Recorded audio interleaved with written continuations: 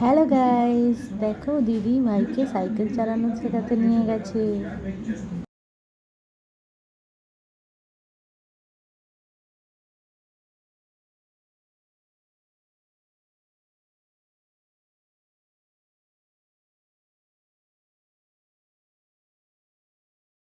এদিকে সামনে তাকা। তুই পিছন পিছন যা, তুই পিছন পিছন যা। ধর ধর, পিছন পিছন যা, হালকা করে ধর, একদম ছেড়ে দিস না। সামনে তাকাতে হয়।